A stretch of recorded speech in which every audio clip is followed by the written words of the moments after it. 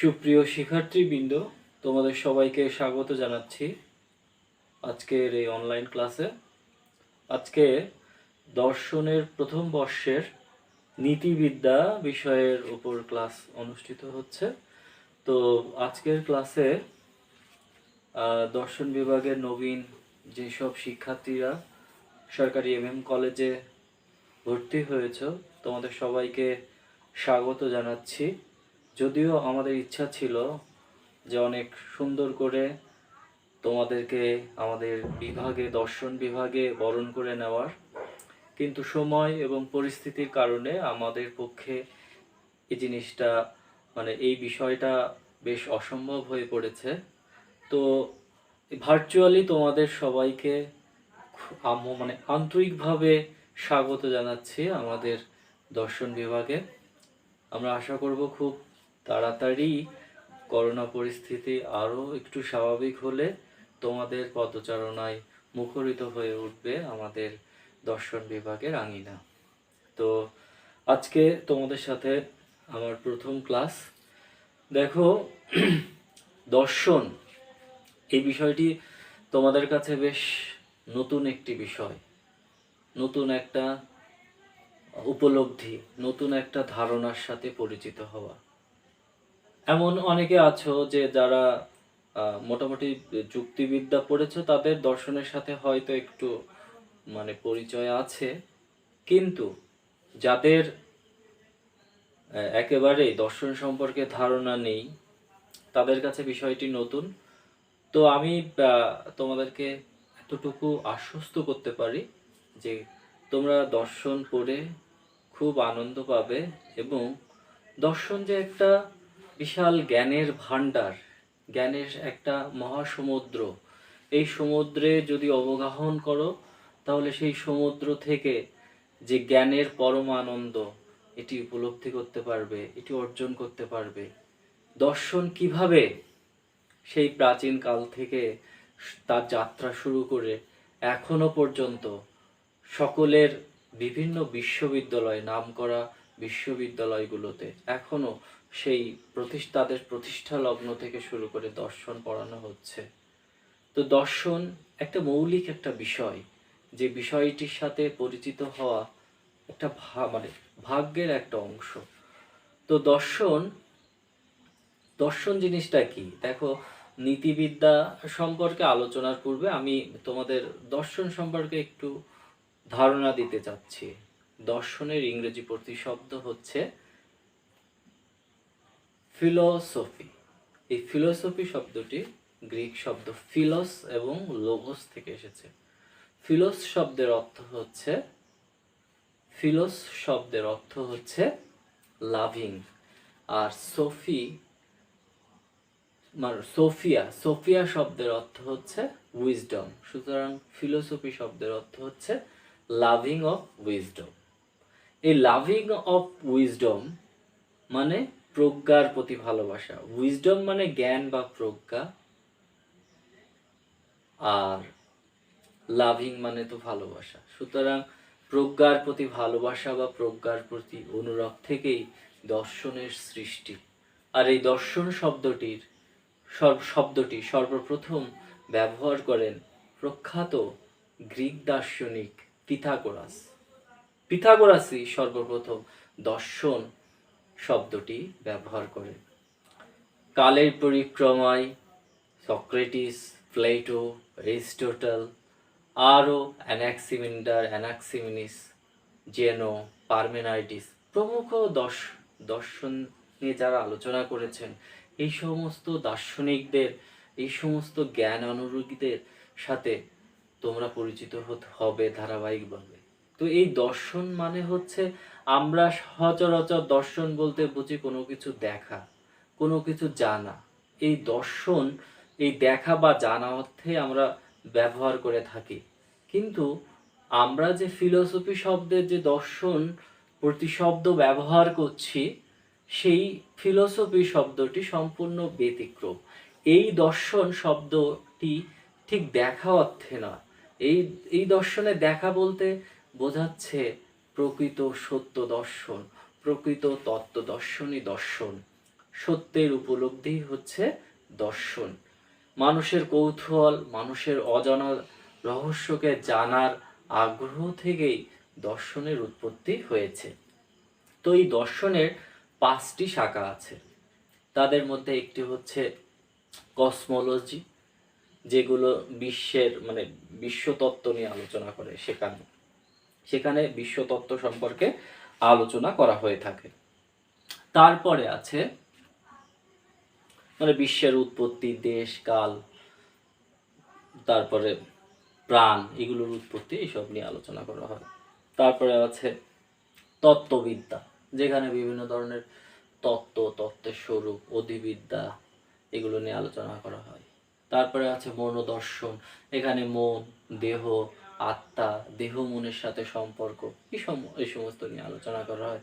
আর তারপরে আছে জ্ঞানবিদ্যা, এখানে জ্ঞানের উৎপত্তি, জ্ঞানের কিভাবে বৈধতা, জ্ঞানের সীমানা, জ্ঞানকে কিভাবে অর্জন করা যায়, এই সমস্ত বিষয়গুলো নিয়ে জ্ঞানবিদ্যা আলোচনা করে। সর্বশেষ যে বিষয়টি আছে মূল্যবিদ্যার কাজ হচ্ছে মূল্যায়ন করা।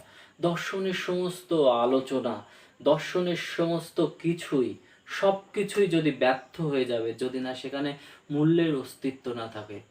আমরা মূল্য বলতে কি বুঝি? কোনো কিছুকে প্রশংসা করা, কোনো কিছুকে সমাদর করা, কোনো কিছুকে মূল্যায়ন করে তাকে তার প্রতি যে একটা সদর্থক দৃষ্টিভঙ্গি দিয়ে বিচার বিবেচনা করা, সেটাই হচ্ছে মূল্যবিদ্যা।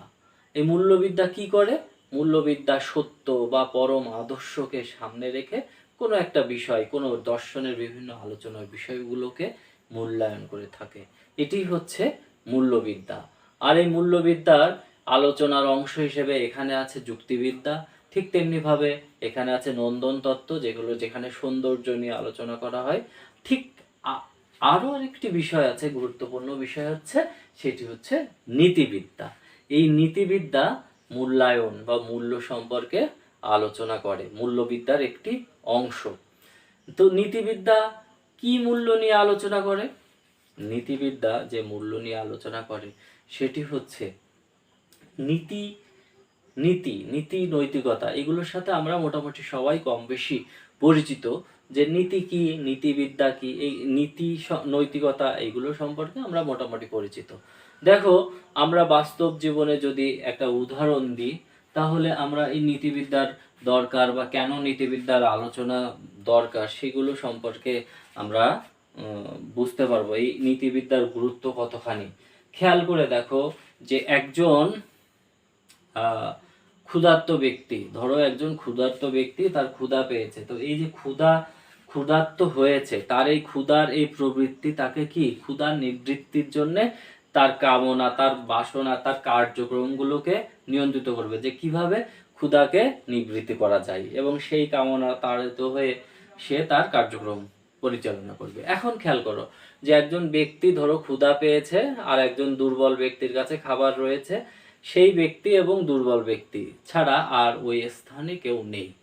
এখন ওই স্থানে যদি কেউ না থাকে, তাহলে তোমরা দেখো যে সবল ব্যক্তিটির ক্ষুধা পেয়েছে, এখন তার ক্ষুধা নিবৃত্তি করার দরকার। তাহলে কি সে ওই দুর্বল ব্যক্তির কাছে থাকা যে খাবারটি সে কি কেড়ে নেবে? সে কি জোর করে ছিনিয়ে নেবে? দেখো, তাকে ক্ষুধা নিবৃত্তির জন্য তার শরীরকে পরিচালিত করলেও কিন্তু সে সবসময় কিন্তু তার প্রবৃত্তি দ্বারা পরিচালিত হয় না। মানুষ কিন্তু যতই সে প্রবৃত্তির দ্বারা পরিচালিত হোক না কেন, তার নিজস্ব বিবেক আছে, বিবেচনা আছে। তার সেই নিজস্ব বিবেক, বিবেচনা তাকে কি করবে? নৈতিকতা তাকে বাধা দেবে যে না, এরকম কার্যক্রম সমাজ গর্হিত কাজ, যদিও এখানে শাস্তি পাওয়ার কোনো ভয় নেই, কারণ অন্য কোনো লোকের সেখানে অবস্থান নেই, কিন্তু তারপরেও সে তার এই যে নিজের ভেতর থেকে আসা নৈতিকতা বা নীতি, তাকে সেই ধরনের খারাপ কাজ থেকে বিরত রাখবে, অন্যের জিনিস, অন্যের খাবার কেড়ে নেওয়া থেকে। কিন্তু মানুষ বাদে যদি আমরা অন্যান্য বিভিন্ন ধরনের যেসব পশু পাখি আছে বা জীবজন্তু আছে, তাদের ক্ষেত্রে কিন্তু এটি ব্যতিক্রম। তারা সবসময় ক্ষুধার তাড়না দ্বারা কি পরিচালিত হয়, এবং পরিচালিত হয়ে তখন তারা কি করে, তখন তারা খাদ্য সংগ্রহের জন্য জোর করে অন্যের কাছ থেকে খাদ্য ছিনিয়ে নেয়, এবং এটাই সচরাচর আমরা দেখি। কিন্তু মানুষের ক্ষেত্রে এই বিষয়টি সম্পূর্ণ আলাদা। মানুষ কিন্তু কখনো অন্যের ওপর কি করবে না, অন্যের ওপর জোর খাটিয়ে জবরদস্ত করে সে দুর্বলের কাছ থেকে খাবার ছিনিয়ে নেবে না, কারণ এটি তার নৈতিকতা, তার বিবেক বাধা দেয়। তো এই যে সমাজের প্রত্যেকটা ক্ষেত্রে দেখো নৈতিকতার নৈতিকতার প্রচলন হওয়া দরকার, হওয়া উচিত। কারণ সমাজের বিজ্ঞান বা অন্যান্য যেসব বিষয়গুলো আছে, ম্যাটেরিয়াল সাবজেক্ট, সায়েন্স বলো বা অন্যান্য বিষয়গুলো আছে, বিভিন্ন ধরনের আবিষ্কার করছে। সেসব আবিষ্কারগুলো কিভাবে মানুষের কল্যাণে ব্যবহার করা যাবে, বা সেইগুলোর ব্যবহার কোন দিক দিয়ে হবে, সদর্থক দিক দিয়ে বা নয়র্থক দিক দিয়ে হবে কিনা, এসব নিয়ে কিন্তু কোথাও কোনো বিষয় বা কোনো নীতিবিদ্যা বা দর্শন ব্যতীত অন্য কোনো বিষয় এগুলো সম্পর্কে আলোচনা করা হয় না। দেখো একটা পারমাণবিক বোমা এই আবিষ্কার করা হলো, এখন এটা ভালো কাজে ব্যবহার করা হবে না মন্দ কাজে ব্যবহার করবে, সেটার কিন্তু একটা মূল্যায়ন, একটা নীতি, একটা মানদণ্ডের প্রয়োজন। আর সেই নীতি বা পরম আদর্শ আমরা কিন্তু নীতিবিদ্যা থেকে পেতে পারি। তো নীতিবিদ্যা এই কারণেই সমাজে ভালো, সমাজে সত্য সুন্দর মঙ্গলের জন্য নীতিবিদ্যার প্রয়োজন। নীতিবিদ্যা যারা নীতিবিদ্যা পড়বে তারা মোটামুটি নীতিবিদ্যা মানে নীতি নৈতিকতা মানে কিভাবে আমাদের কার্যক্রমগুলো পরিচালনা করলে আমাদের এই সমাজ, আমাদের এই পৃথিবী, আমাদের এই দেশটা সত্য সুন্দর মঙ্গল দ্বারা উদ্ভাসিত হয়ে সুন্দর একটা মানুষের বসবাস উপযোগী একটা পৃথিবী তৈরি করতে পারবো, সেটি কিন্তু একমাত্র নীতিবিদ্যা পঠন পাঠনের মাধ্যমে করা সম্ভব হবে।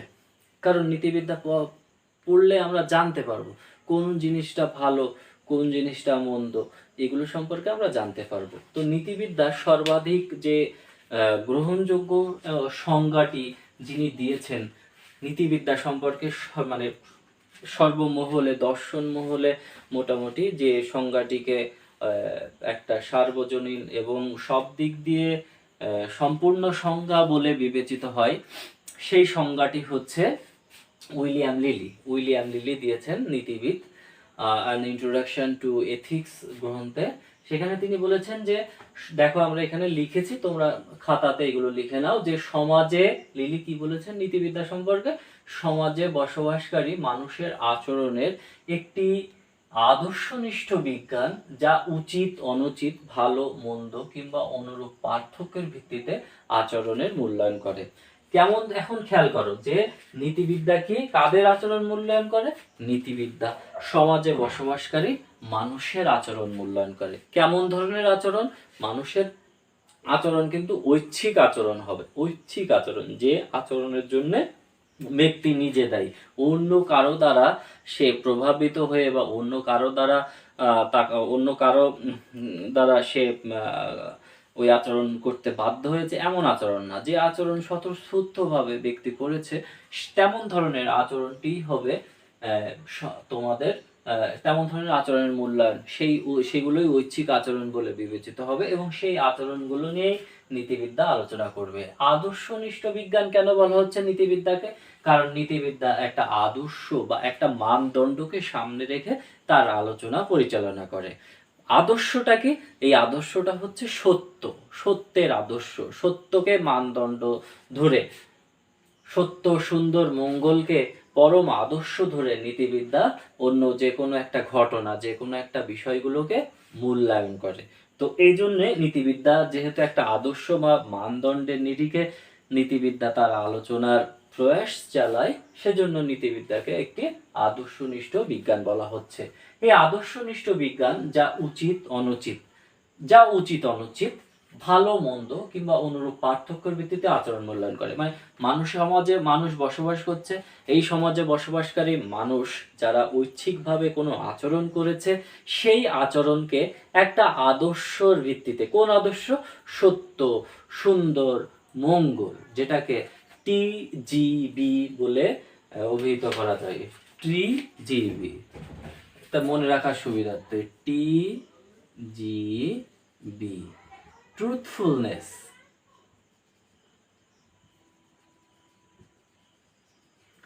ট্রুথফুলনেস।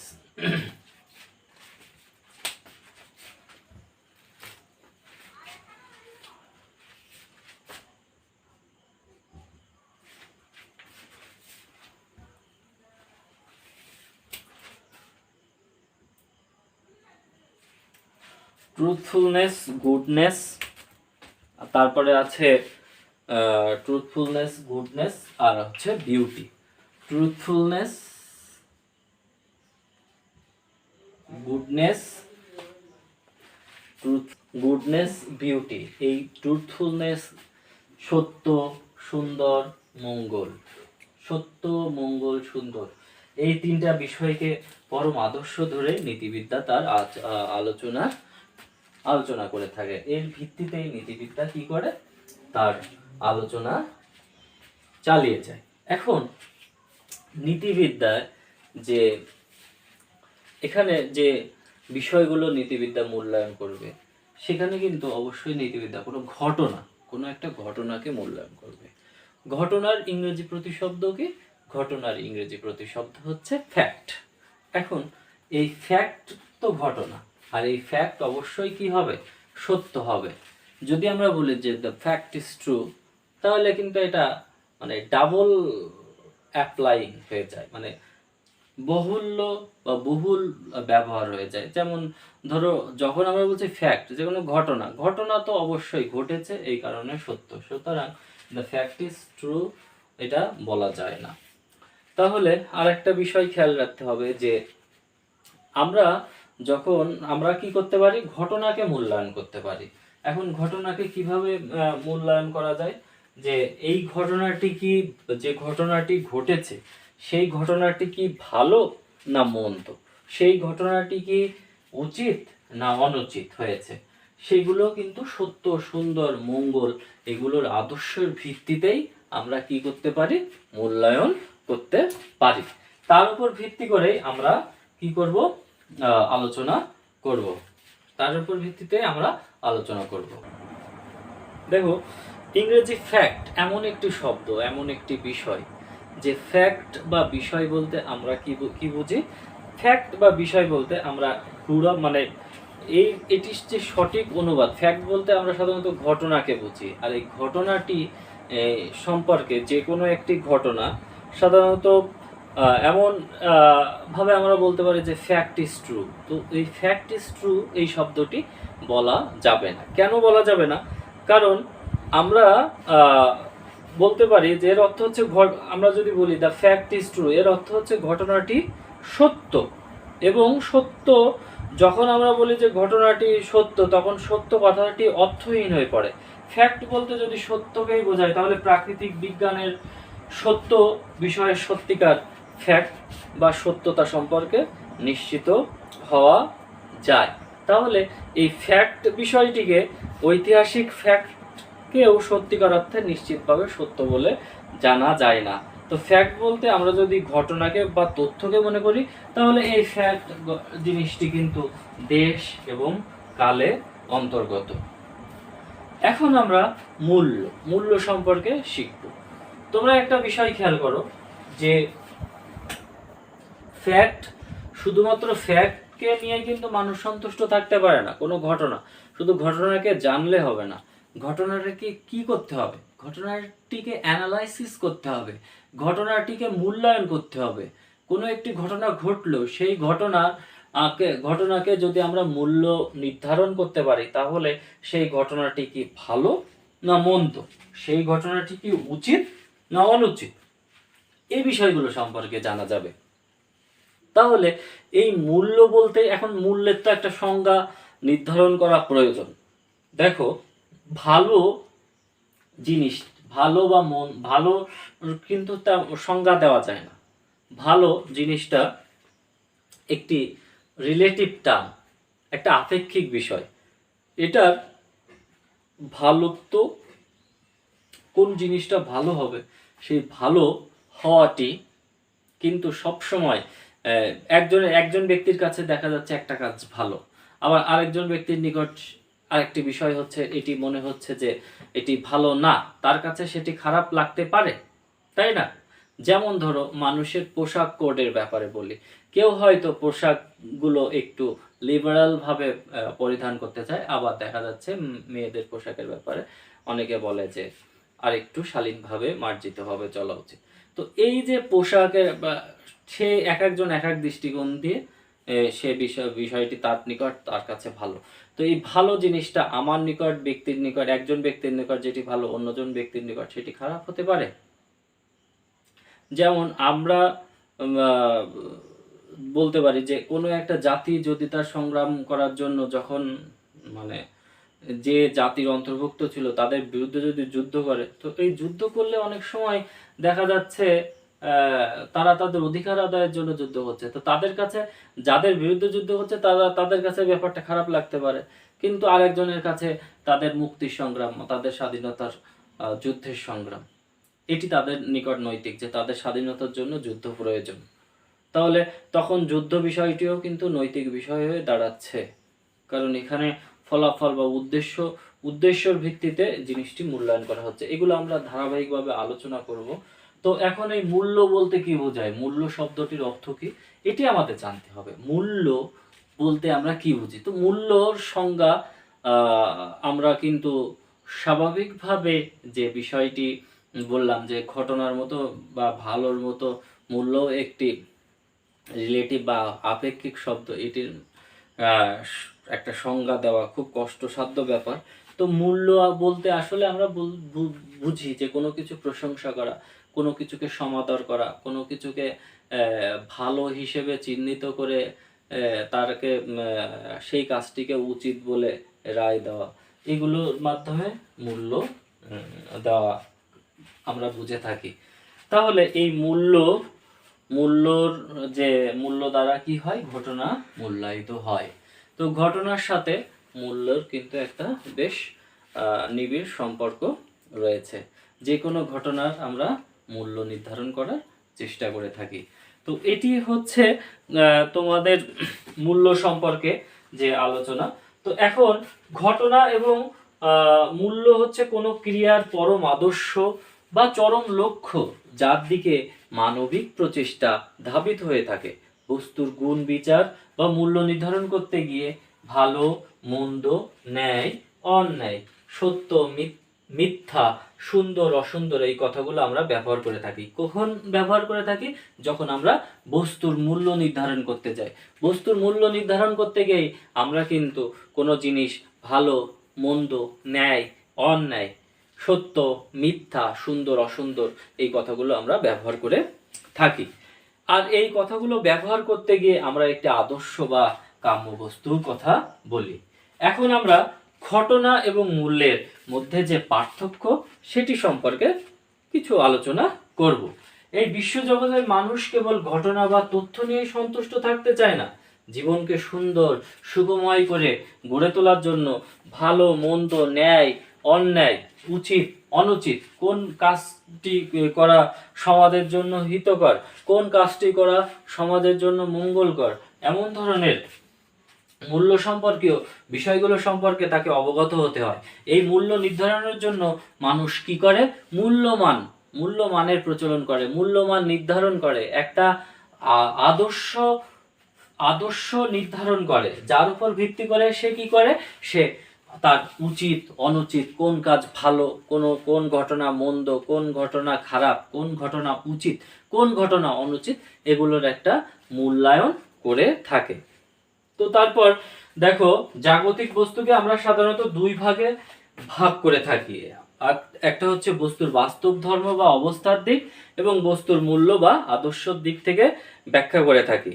বস্তুর বাস্তব ধর্ম থেকে যখন আমরা ব্যাখ্যা করে থাকি তখন সেই ঘটনার সত্য বিষয় হিসেবে বলা হয়ে থাকে, আবার বস্তুর মূল্য বা আদর্শ দিক থেকে যখন আমরা ব্যাখ্যা করি তখন তাকে মূল্য বা মান হয়ে থাকে। ঘটনার মূল্য বিষয় নির্ভর, পক্ষান্তরে মূল্য হচ্ছে ব্যক্তি নির্ভর বা বস্তু নির্ভর। ঘটনা বা তথ্য বিষয়ক অবধারণ বর্ণনামূলক বা বিষয়নিষ্ঠ, আর পক্ষান্তরে মূল্যায়ন বিষয়ক অবধারণ হচ্ছে গুণ নির্ধারক ও আদর্শনিষ্ঠ।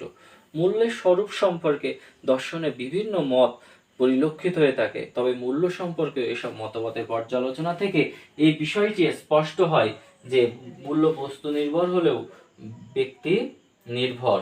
কোনো কোনো দার্শনিক বললেন নিজস্ব সত্তা আছে, পক্ষান্তরে ঘটনা সম্পূর্ণরূপে বস্তু নির্ভর।